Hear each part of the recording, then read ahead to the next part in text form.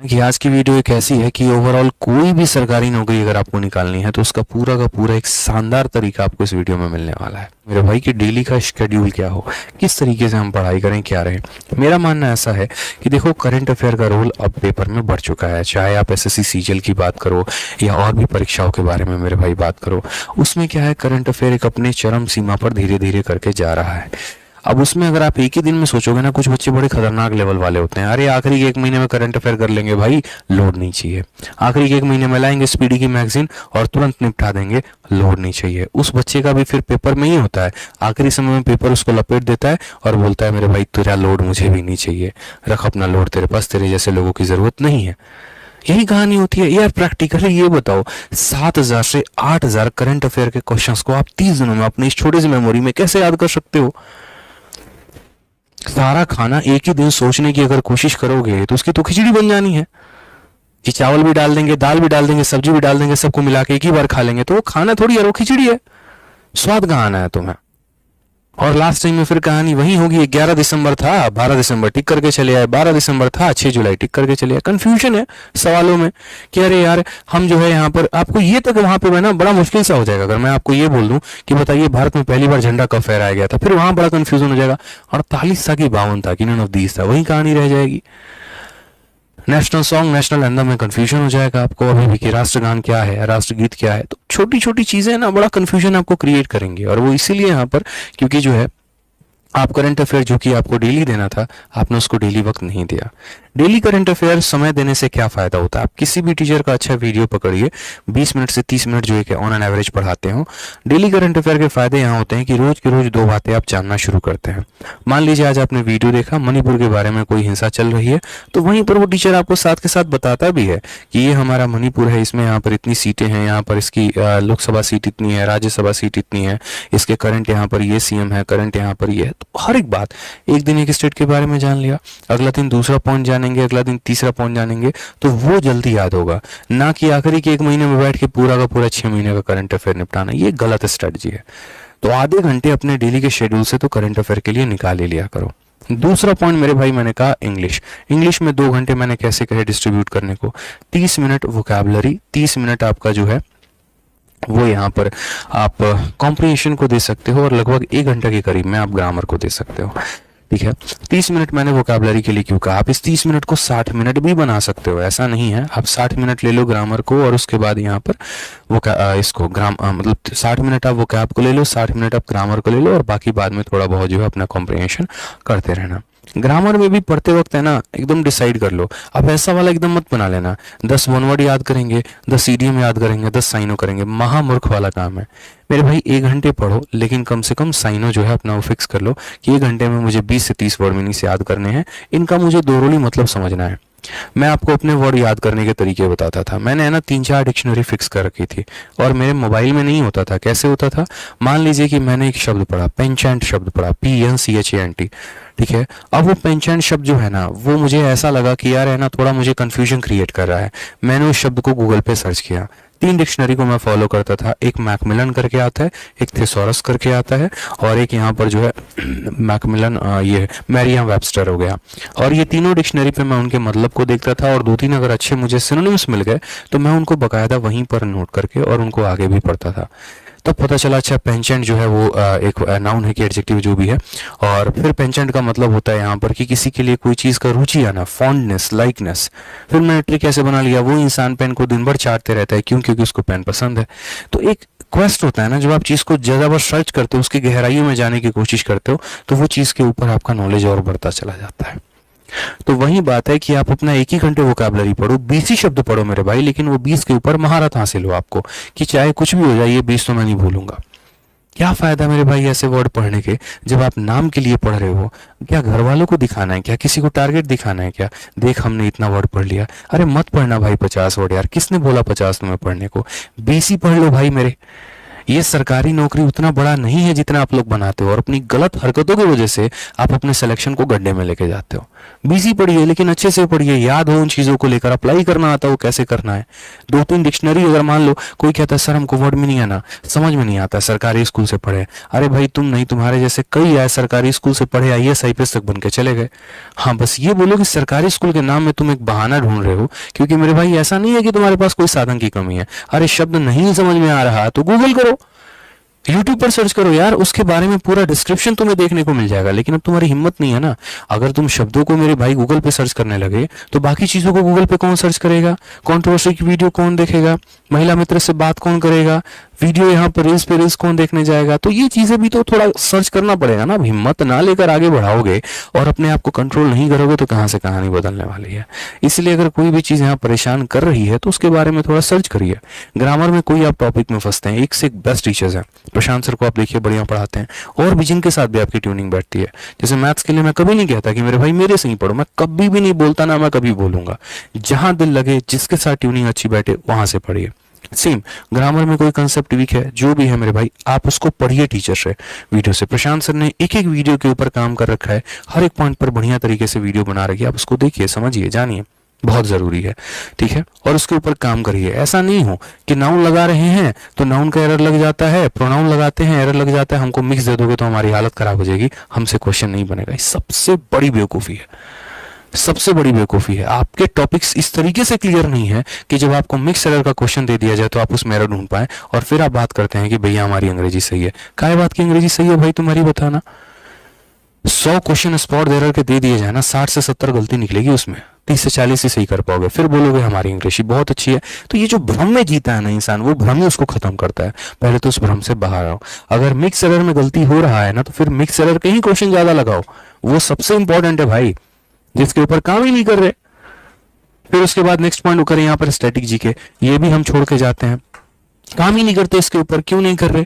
आपको पता है कि हर बार आपको जो है कंट्री और कैपिटल के ऊपर क्वेश्चन पूछा जा रहा है, डांस फॉर्म के ऊपर क्वेश्चन पूछा जा रहा है, और भी स्टैटिक के कई ऐसे पॉइंट हैं, आपको हर बार पता है। आप देखते भी यहाँ पर सवालों को जान भी रहे हैं कि एक स्टेट के ऊपर ज्यादा फोकस है, आर्ट एंड कल्चर के ऊपर ज्यादा फोकस है, मॉन्यूमेंट एंड हेरिटेज के ऊपर ज्यादा फोकस है, ठीक है, कुछ इंपॉर्टेंट रिवॉल्यूशंस उसके ऊपर ज्यादा फोकस है, लेकिन हिम्मत है याद करने को। अरे यार, मैंने जैसे सिंपल सा फिक्स कर रखा था, 40 मैंने स्टैटिक के टॉपिक मैंने लूसेंट के मिसलेनियस से उठा लिए थे। ये लूसेंट की किताब है, लूसेंट के मिसलेनियस में 40 पॉइंट दिए गए हैं, और आज मुझे सिर्फ याद करना है। अगर आर्ट एंड कल्चर है ना, तो आर्ट एंड कल्चर मुझे याद करना है कि मेरे भाई जो है यहाँ 2.5 दिन का झोपड़ा कहाँ है, आराम बाग कहाँ पर है, ताजमहल कहाँ पे है, लाल किला कहाँ पे है। एक पॉइंट मैंने आसान से आसान और मुश्किल से मुश्किल हर एक पॉइंट को याद किया, और याद करते वक्त ये भी देखा कि उनके फाउंडर कौन थे, आरामबाग किसने बनवाया था, कहाँ बनवाया था, कहाँ पर है, ये बताओ अगर किसी को पता है कमेंट बॉक्स में। तो इसी तरीके से छोटी छोटी चीजों को याद करना कि भाई कुछ भी आया तो हम भूलेंगे नहीं।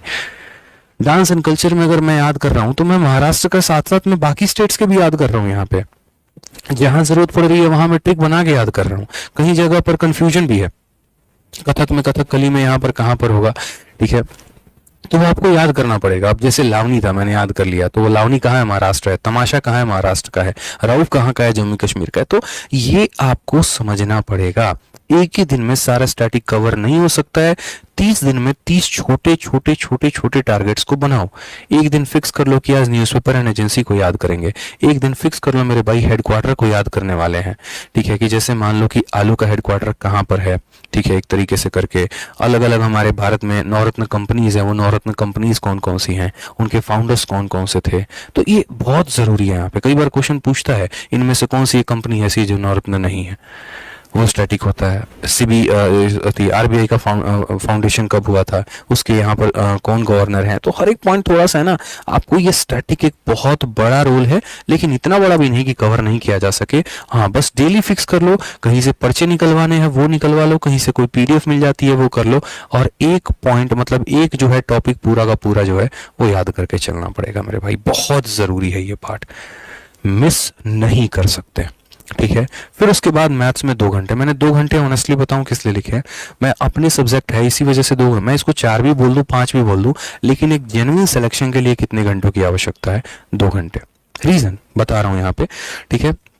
मैथ्स में अगर आप बात करोगे 2 घंटे मैंने क्यों कहे हैं, 1 घंटे से लेकर 1.5 घंटे तक आप किसी टीचर की वीडियो को देखो और उसके बाद आधे घंटे से लेकर मेरे भाई 1 घंटे तक आप उस टीचर की उस वीडियो को जो है जो जो उसने पॉइंट पढ़ाया उसके कंसेप्ट पे रिवाइज करो और उसके ऊपर क्वेश्चन लगाओ। तरीका तो ऐसा होना चाहिए कि जैसे मान लीजिए कि मैं स्टूडेंट हूँ और मैं आदित्य सर का बैच लेके पढ़ रहा हूँ, मैंने उनकी परसेंटेज की वीडियो देख ली, खत्म हो गया, अब मैं दूसरा टॉपिक पढ़ रहा हूँ प्रॉफिट एंड लॉस। तो मैं है ना 1 घंटा उनकी प्रॉफिट एंड लॉस की वीडियो को देखूंगा और रात में 1 घंटा बैठ के जो उनकी सीजल वेरियर की बुक है, जो भी किताब है या जो भी किसी और भी ऑथर की किताब है, उसको हमने पकड़ा और उसके बाद मेरे भाई उस पर 1 घंटे हमने क्वेश्चन लगाए।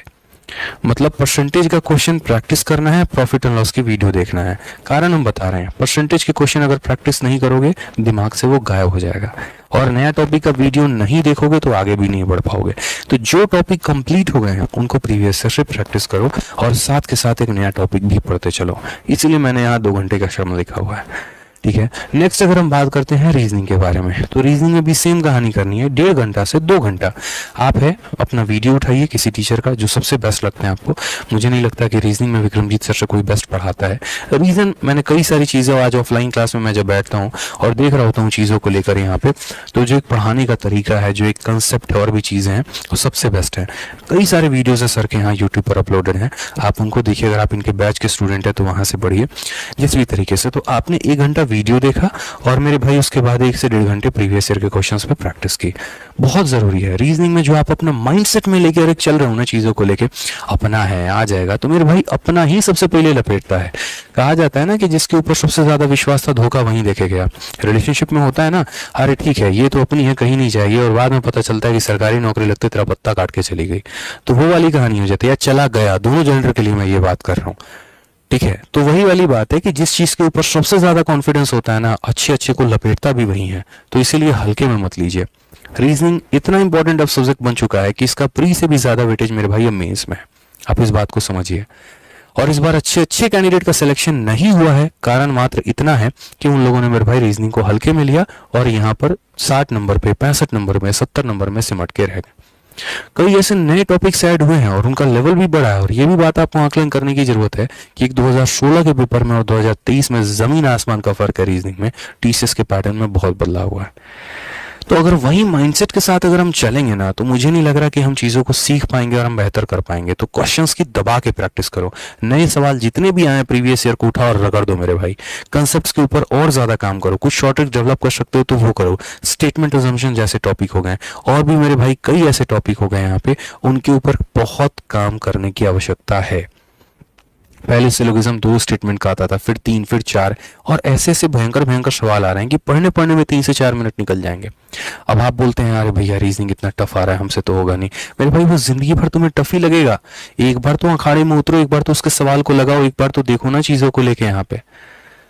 ठीक है, तो ये बहुत जरूरी है मेरे भाई यहाँ पे। ठीक है, तो ध्यान रखिए थोड़ा सा और वीडियो को मेरे भाई लाइक करते रहिए। नेक्स्ट अगर हम बात करते हैं जीके जीएस के ऊपर, मैंने 3 घंटा बोला है। रीजन जीके जीएस ऐसा है ना कि आपके आधे घंटे के चढ़ावा से उसको संतुष्टि नहीं मिलने वाली है। उसका मेरे भाई कुछ भी नहीं होने वाला है, यकीन मानिए। आप लोगों की सबसे बड़ी प्रॉब्लम पता है क्या है? मैं बुरा मत मानना भाई लोग, सभी को बोल रहा हूँ क्योंकि मैं चाहता हूँ कि आप बेहतर करो। एक होता है ना कि एक इंसान, मतलब मैं अपने आसपास कभी भी चापलूसों को नहीं रखता। मुझे पसंद भी नहीं है जो लोग मेरी चापलूसी करें। ठीक है, वो जिंदगी में ना मैं गलत भी करूंगा ना तो भी मुझे वो सही बताएंगे, हाँ बढ़िया सर बढ़िया, बहुत बढ़िया कर रहे हैं। चापलूस हमेशा जिंदगी को बर्बाद करते हैं। हमेशा अपने आसपास उन दोस्तों को रखिए, ठीक है, जिनको फर्क नहीं पड़ता कि उनकी बातों से आप खुश हो रहे हैं कि दुख हो रहे हैं, लेकिन वो आपको सत्य का ज्ञान दे रहे हैं। ये चाणक्य की सबसे बड़ी नीति थी। हमेशा ये बात बोलते थे कि अपने आसपास कभी चापलूस मत रखना। वही कहानी मैं आपको बता रहा हूँ यहाँ पर कि मैं आपको बिल्कुल भी ऐसी बात नहीं बोलूंगा कि जिससे आपके दिल को सुकून पहुंचे। हाँ, हमारे लिए अच्छे लिए बोल रहे हैं। आप लोग गलती क्या करते हैं, दुनिया के हर टॉपर से ये पूछते हैं जीएस की स्ट्रेटजी बता दीजिए, जीके की स्ट्रेटजी बता दीजिए, लेकिन ऑन द अदर वे पूछोगे 40 लोगों से, लेकिन 4 पन्ने भी किताब के नहीं पलटोगे। ये मेरी वास्तविकता है। मैथ्स समझ में नहीं भी आता ना तब भी मैथ्स के क्वेश्चन ट्राई करते हो, वीडियो देखते हो। इंग्लिश नहीं आता तब भी करते हो। और जीएस के लिए क्या करते हो, किसी ने कह दिया कि लूसेंट बढ़िया किताब है, जोश जोश में खरीद के लेके आ गए, 4 पन्ने पढ़े, 5वें में नींद आ गई, तो आज तक रखी हुई है। कितने ईमानदारी से आज तक आपने बायोलॉजी पढ़ा है? कितनी ईमानदारी से कभी केमिस्ट्री के ऊपर काम किया है? कितनी ईमानदारी से हिस्ट्री के 3 पार्ट हैं और एक बार भी कोशिश की है कि एंशिएंट, मॉडर्न, मेडिएवल हम तीनों को खत्म करें? बस ढूंढ रहे होते हैं चीज़ों को लेकर कि हाँ हमें कोई शॉर्ट वीडियो बता दे, कोई 10 घंटे में बता दे पॉलिटी कैसे खत्म होगा, हम उसी को देख लेंगे। मतलब वास्तविकता में आप यहाँ पर ये देखिए, 10 घंटे की अगर पॉलिटी का ही कोर्स होता तो मेरे भाई हर कोई इंस्पेक्टर होता। आप एक चपरासी का पेपर नहीं दे रहे हैं जनाब, आप एक इनकम टैक्स इंस्पेक्टर का पेपर दे रहे हैं, आप एक मिनिस्ट्री ऑफ एक्सटर्नल अफेयर में एसओ का पेपर दे रहे हैं आप, जो कल के दिन किसी विदेश में जाएगा और अगर उसको थोड़ी भी नॉलेज नहीं है ना अपने कंट्री के बारे में, अपने जीएस, अपने इतिहास के बारे में, तो वो क्या रिप्रेजेंट करेगा जाके वहां पे। तो इस बात के ऊपर जानना बहुत जरूरी है। लोगों से पूछना बंद करो। एक प्रॉपर है ना नॉर्मल कोई भी एक पतली भी किताब अगर पढ़ोगे ना, मैं गारंटी कहता हूँ जीएस सुधर जाएगा, लेकिन पढ़ो तो सही। ठीक है, 40 कंटेंट मत फॉलो करो, कोई एक पिकअप करो और उसके बाद उसके ऊपर वाकई में काम करना शुरू करो। अगर वो 8 से 9 सब्जेक्ट है मेरे भाई, तो वो 8 से 9 सब्जेक्ट के ऊपर काम करना बहुत जरूरी है। और लास्ट और लीस्ट यहाँ पर ये टाइपिंग, ये बहुत जरूरी है मेरे भाई। अभी से देखो सारे पेपर्स में, चाहे वो सीएचएसएल का पेपर है या वो मेरे भाई अदर पेपर है, सब में टाइपिंग का एक बहुत बड़ा रोल रह रहा है।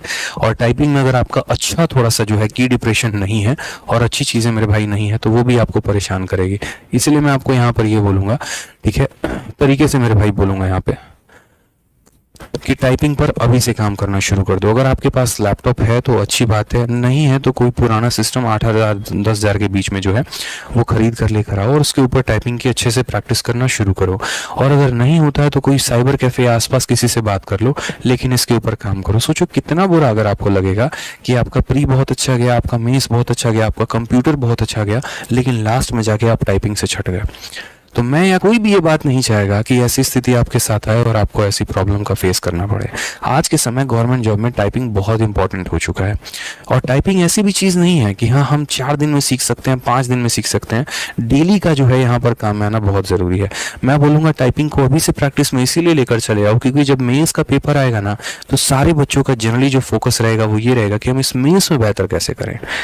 और उसमें भी अगर आप अपना डेली का 1 से 1.5 घंटा, जहां पर जोश बहुत हाई लेवल पर होता है, जब प्री हो जाता है हमारा मेंस के लिए हम फाइट कर रहे होते हैं, उसमें अगर आप 1 घंटा डेली टाइपिंग का दे रहे हो ना, तो एक बहुत बड़ा हिस्सा आप अपने दिन का गंवा रहे हो एक बेफिजूल सी चीज में।